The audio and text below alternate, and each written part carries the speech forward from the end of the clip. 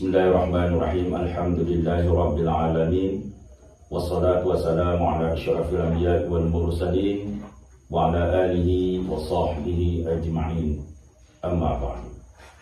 Kembali kita membahas tentang sifat-sifat yang wajib bagi Allah berdasarkan tulisan yang diringkaskan oleh guru kita Syekh Kamal bin Adnan Ruid.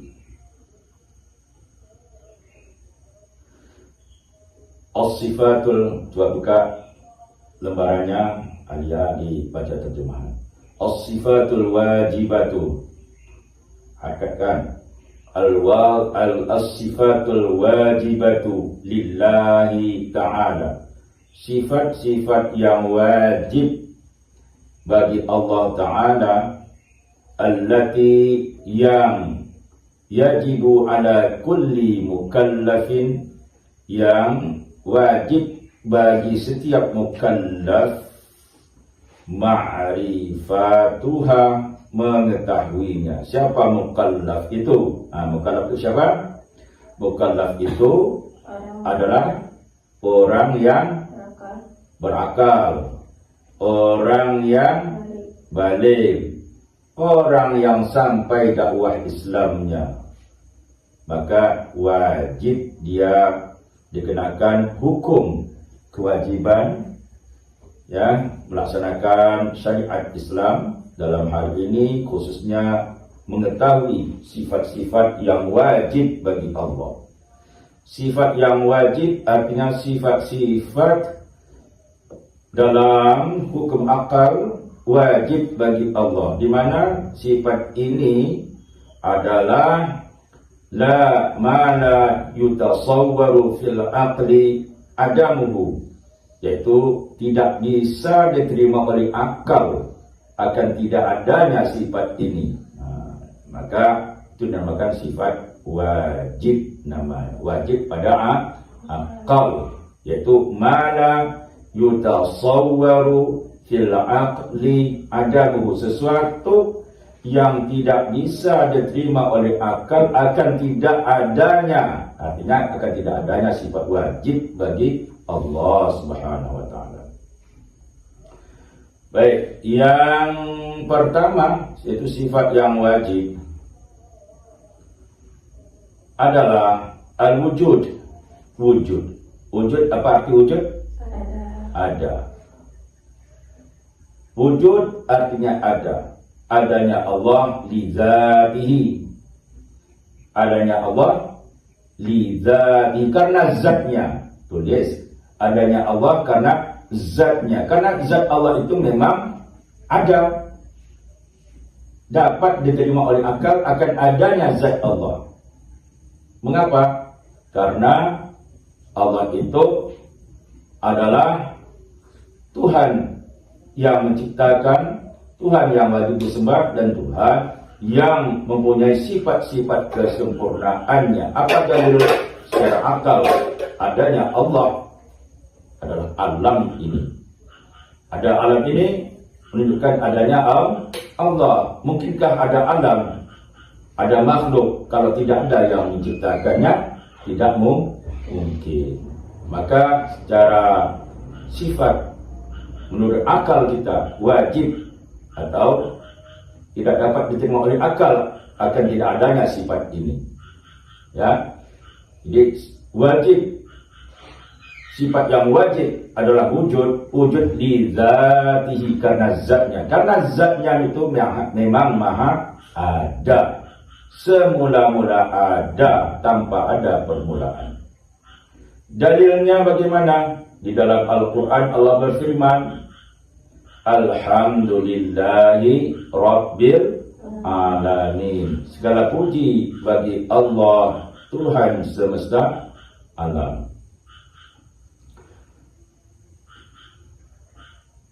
Dan dari yang kedua, afillahi syak, apakah wujud Allah ini diragukan? Karena jelas ada alam ini, ada yang menciptakannya, maka tentu ada yang menciptakan, yaitu itulah Allah Subhanahu wa taala. syarah keterangannya, Allah Ta'ala mawjud. Allah Subhanahu Wa Ta'ala itu ada. Wajibul wujud. Dapat diterima oleh akal kita bahwa Allah itu ada. Dapat diterima oleh akal kita bahwa Allah itu ada. Yastahilu alla yakuna mawjudan. Bahkan mustahil menurut akal kita, menurut Al-Quran, bahwa Allah itu tidak ada. Mengapa? Karena ada alam ini tentu ada yang menciptakannya. Siapakah yang menciptakannya? Adalah Allah yang maha sempurna. Allah yang maha berkuasa, memiliki kesempurnaan, memiliki sifat-sifat kesempurnaan, dan suci dan bersih dari sifat-sifat kekurangan. Inilah sifat wujud. Sifat yang pertama yang wajib kita ketahui sebagai mukallaf. Yang kedua adalah qidam. Qidam artinya dahulu. Apa yang dimaksudkan dengan dahulu? Tidak ada awal bagi Allah Subhanahu Wa Ta'ala. Allah itu ada, sebenar-benar ada, tidak ada permulaan bagi Allah Subhanahu Wa Ta'ala. Kalau manusia, makhluk-makhluk yang lain, ada dan adanya ada permulaan. Yang jelas dia diciptakan oleh Allah. Adanya Allah, tidak ada yang menciptakannya. Dia sebenar-benar ada dan adanya tanpa ada permulaan. Ini maksud dengan qidam. Apa dalil secara nakal berdasar Al-Quran dan berdasar ayat Al-Quran? Qala ta'ala huwal awwalu wal akhiru. Dialah zat yang maha awal, yang ada tanpa ada permulaan, yang ada sebelum segala sesuatu ada. Allah yang maha ada. Wal akhiru, dan dialah yang maha akhir. Akhir segala sesuatu telah musnah, Allah tetap ada dan keberadaan Allah tidak ada akhir-akhirnya. Allah itu kekal abadi.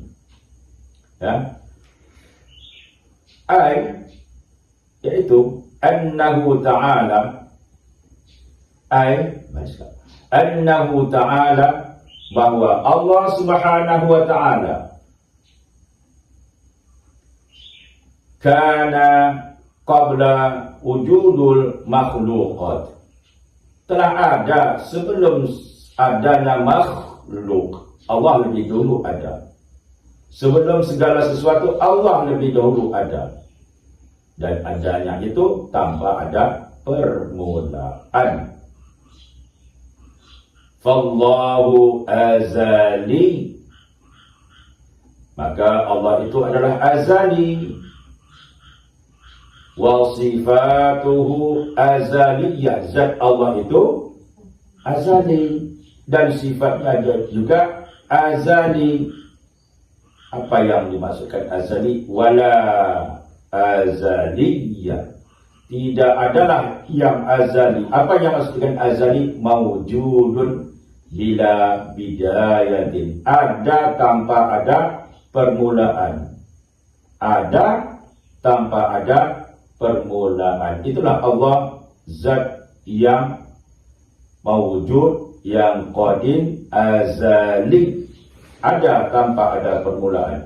La wala azaliyah wala mawjuda bila bidayatin illallah, kecuali Allah. Allah lah zat yang ada, sebenar ada, tanpa ada permulaan. Selebihnya itu adalah ada permulaan, yaitu diciptakan oleh Allah Subhanahu Wa Ta'ala.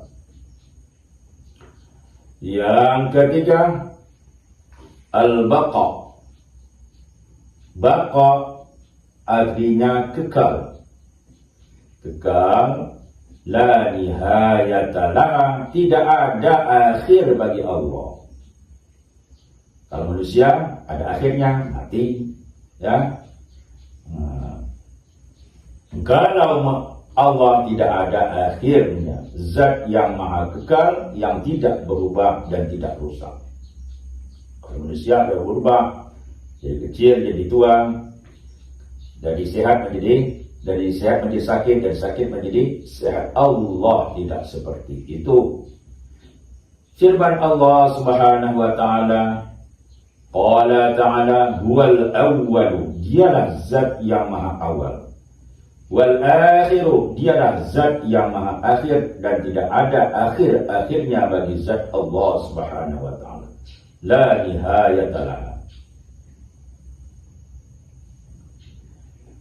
Ay annahu ta'ala, bahwa Allah Subhanahu wa taala abadiyun, abadi, kekal abadi, tidak ada akhirnya. Wa sifatuhu abadiyatun, dan sifatnya juga adalah abadi. Fahuwa la yafna, bahwa Allah Subhanahu wa taala tidak fana, tidak rusak. Dia adalah zat yang kekal abadi. Yang keempat, al-mukhalafatu lil hawadisi. Mukhalafatu artinya berbeda. Lil hawadisi, dengan makhluk. Bahwa Allah berbeda dengan makhluk, tidak sama dengan makhluk. Kalau makhluk mempunyai anggota tubuh yang lengkap, ada kepala, ada badan, ada kaki, Allah tidak seperti itu. Kalau manusia berpindah dari tempat kepada tempat yang lain, bergerak, Allah tidak seperti itu. Allah tidak bergerak dan tidak pula diam. Bagaimana zat Allah? Zat Allah lah yang maha mengetahuinya. Yang jelas, Allah itu berbeda dengan makhluk dalam segala aspek. Berbeda dengan makhluk dalam segala aspek. Tidak sama dengan makhluk dalam bentuk apapun. Dari aspek apapun Allah tidak sama. Ya. Qala ta'ala, laisa kamitslihi syai' wa huwas samiul basir. Bahwa Allah tidak sama dengan segala sesuatu, dan dialah zat yang maha mendengar lagi maha melihat. Ay annahu ta'ala la yushbihul makhluqat, bahwa Allah Subhanahu wa ta'ala tidak sama dengan makhluk. Bila biwajhin wala biwajhin, baik ya, tidak sama dengan makhluk dalam bentuk apapun, dalam aspek apapun, minal wujuh, dari berbagai aspek. Jadi Allah tidak sama dengan makhluk dari segala aspek. Apapun yang kita lihat, yang kita rasakan, yang kita sentuh, dan apapun yang kita fikirkan dan kita hayalkan, Allah tidak sama dengan semuanya itu. Allah adalah zat yang berbeda dengan makhluk. Jadi berbeda dengan makhluk yang la fi zatihi, tidak sama pada makhluk pada zatnya, wala sifati, tidak sama pada sifatnya, wala af'ali, tidak sama dengan perbuatannya. Inilah yang dimaksudkan dengan mukhalafatu lil hawadithi. Yang kelima, al-qiyamu bin nafsi, yaitu berdiri dengan sendiri. Allah itu tidak butuh kepada makhluk. Allah itu tidak butuh kepada tempat. Allah tidak butuh pada arasy. Allah tidak tinggal di arasy, karena itu adalah tempat, itu adalah makhluk. Allah tidak butuh kepada makhluk. Ini keyakinan kita. Allah tidak bertempat. Baik tempat itu belum diciptakan, maupun tempat itu diciptakan oleh Allah Subhanahu wa taala. Bumi, aras, langit adalah tempat makhluk Allah, dan Allah tidak butuh kesemuanya itu. Qala ta'ala, firman Allah Subhanahu wa taala, Allahus Samad. Allah lah tempat meminta, zat yang merupakan tempat meminta bagi hamba-hambanya. Qala ta'ala, Al-Hayyul Qayyum, bahwa Allah Subhanahu wa taala maha hidup lagi maha berdiri sendiri. Annahu ta'ala mustaunan an kulli ma siwahu, bahwa Allah Subhanahu wa taala tidak butuh kepada segala sesuatu apapun, ya, tidak butuh kepada sesuatu apapun selainnya, yaitu makhluk. Allah tidak butuh kepada makhluk. Muhtajun ilaihi kullu ma adahu, tetapi makhluklah yang butuh kepada Allah. Ya, Allah tidak butuh kepada manusia, tidak butuh kepada arasy, dan tidak butuh pada segala sesuatu. Semuanya itulah yang butuh kepada Allah. Nanti kita jelaskan lagi di dalam keterangan yang lain. Yang keenam, al-wahdaniyat adalah esa. Esa tunggal. Ya, esa adalah tunggal.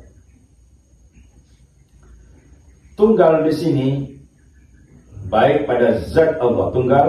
Esa ada tiga. Esa pada zat, esa pada sifat, dan esa pada af'al Allah Subhanahu wa taala. Esa pada apa? Pada zat, pada sifat, pada af'al. Esa pada zat, bahwa zat Allah itu tidak tersusun dari bagian-bagian. Apa? Zat Allah itu tidak tersusun dari bagian. Manusia punya bagian anggota tubuh? Punya. Ada kepala, ada badan, ada kaki. Ada, ya, sel-sel, ada darah, ada kulit, ya, tulang belulang, urat-urat, dan lain-lainnya. Allah tidak seperti itu. Tidak ada bagian-bagiannya. Zat Allah adalah zat yang tunggal dan tidak sama dengan makhluk. Wahdaniyat pada sifat, bahwa sifat Allah itu esa, satu. Kalau kudrat, satu kudrat, tidak banyak kudrat. Kalau manusia mempunyai banyak kudrat, mampu buat ini, tidak mampu buat ini, mampu menjadi ahli di bidang sesuatu, tidak mampu di bidang ahli yang lain, tidak ahli di bidang yang lain. Allah tidak. Allah adalah esa pada sifat, berkuasa secara mutlak, ya, mampu dalam segala hal, tidak ada batas-batasnya. Esa pada perbuatan, afal, bahwa yang menciptakan alam ini, yang berbuat, yang menciptakan adalah Allah Subhanahu wa taala. Yang menciptakan, yang mengadakan adalah Allah Subhanahu wa taala. Kalau manusia diberi kemampuan membuat sesuatu, itu adalah pemberian kekuasaan yang diberikan oleh Allah Subhanahu wa taala. Ini adalah wahdaniyat pada af'al. Qala ta'ala, Qul huwallahu ahad. Apa dalilnya? Qul huwallahu ahad. Katakanlah, hai Muhammad Rasulullah sallallahu alaihi wasallam, Nabi Muhammad sallallahu alaihi wasallam, huwallahu ahad. Allah itu adalah zat yang maha esa, yang tunggal. Ya. Jadi esa pada zat, tidak ada bagiannya. Esa pada zat, tidak ada sekutu yang tidak ada sama dengan zat Allah Subhanahu wa taala. Yaitu annahu ta'ala la syarikalah, bahwa zat Allah Subhanahu wa taala tidak ada sekutunya, tidak ada yang sama, baik pada zatnya, baik pada sifatnya, baik pada af'alnya. Ya, inilah sifat-sifat di antara sifat-sifat yang wajib bagi Allah dan wajib bagi mukallaf untuk mengetahuinya, agar kita mengenal Allah dengan sebenar-benarnya sesuai dengan yang digambarkan, yang diwahyukan di dalam Al-Quran maupun sabda Rasulullah SAW, dan sesuai dengan akal fikiran kita yang sehat. InsyaAllah besok kita sambung lagi, kita tutup. Subhanakallah wa bihamdika, subhanallahumma wa bihamdika, la ilaha illa anta, astaghfiruka wa atubu ilaik. Assalamualaikum warahmatullahi wabarakatuh.